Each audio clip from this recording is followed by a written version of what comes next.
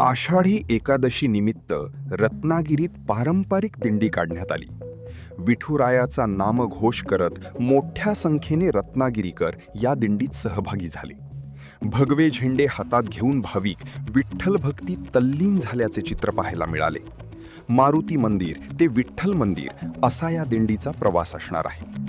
पारंपरिक पोशाख परिधान करून महिला आणि पुरुष मोठ्या उत्साहात दिंडीत सहभागी झाले। आषाढी वारी निमित्त पायी दिंडी जाण्याची परंपरा यंदाही कायम राखण्यात आली।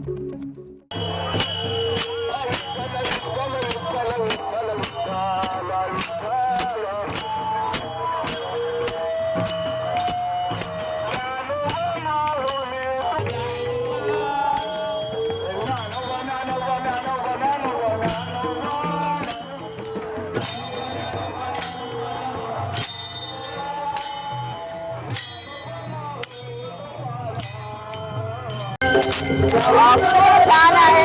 रत्नागिरीमधील सर्व भाविक आषाढी एकादशीच्या उत्सवामध्ये सामील झालेले आहेत। लहान मुलांपासून ज्येष्ठांपर्यंत सर्वजण मंत्रमुग्ध होऊन या वारीमध्ये सहभागी होऊन विठ्ठल चरणी जाण्यासाठी मोठा उत्साहाने सामील होत आहेत।